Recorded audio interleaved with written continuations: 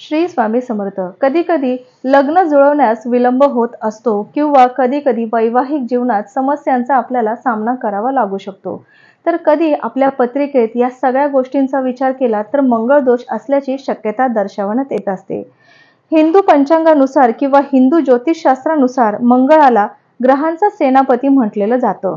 म्हणजेच हा एक अतिशय उग्र असा ग्रह आहे जो वृश्चिक आणि मेष राशीचा स्वामी आहे. लग्नापूर्वी कुंडलीत मंगळाची स्थिती पाहिली जाते. ज्योतिषशास्त्रानुसार जर कुंडलीत लग्न 4थ्या, 7व्या, 8व्या आणि 12व्या घरात मंगळ असेल तर त्याला मंगळ दोष किंवा मांगलिक दोष म्हटलं जातं. याशिवाय मांगलिक दोष 3 लग्न, चंद्र लग्न, सूर्य लग्न आणि शुक्र या तिन्ही राशीतून दिसला जातो. अशा लोकांनी मग तो मुलगा असो वा मुलगी, लग्नापूर्वी मंगल दोष दूर करण्याचे उपाय अवश्य करावे. अन्यथा वैवाहिक जीवन नेहमी संकटांनी भरलेलं राहू शकतं. तसंच मंगळ दोष असलेल्या मुलांचा किंवा मुलींचा विवाह मंगळ दोष असलेल्या मुलांशी किंवा मुलींशी करावा. ज्योतिषशास्त्रानुसार मंगळ दोष काही लोकांच्या कुंडलीत हा 28 वर्ष राहत असतो. तसंच दुसरीकडे मेष, कर्क, वृश्चिक राशींच्या लोकांमध्येही मंगळ दोष जास्त त्रासदायक असत नाही.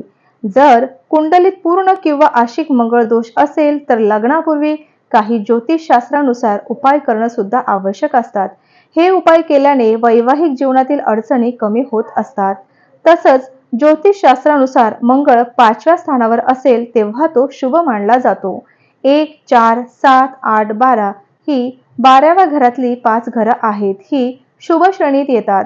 मुलगा किंवा मुलगीच्या या 5 घरांमध्ये मंगळ पीडित असेल तर त्याला मंगळ आहे असं म्हटलं जातं. दोघांच्याही कुंडलीत यापैकी कोणताही मंगळ असेल तर त्याचे निराकरण इतर ग्रह राहू, केतू किंवा शनी करत आहे की नाही हे देखील पाहिलं जातं. यावर तोडगा निघाला तर त्यांचे लग्न होऊ शकतं.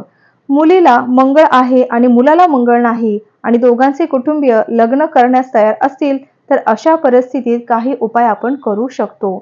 तर सर्वात प्रथम मुलींना मंगळ दोषापासून मुक्ती हवी असेल तर लग्नापूर्वी वडाच्या झाडाखाली किंवा मदारच्या झाडाखाली मुलींचा भगवान विष्णूंशी विवाह करावा. त्यानंतर म्हणजे तुम्ही लग्न करू शकता.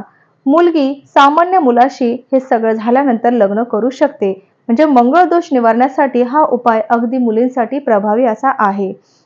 तसंच जर मुलाला मंगळ असेल आणि मुलगी सामान्य असेल आणि दोघांच्याही घरच्यांना लग्न करायचं असेल तर मुलावरील मंगळ दूर करण्यासाठी वडाच्या झाडाखाली किंवा मदाराच्या झाडाखाली पूजा करतात.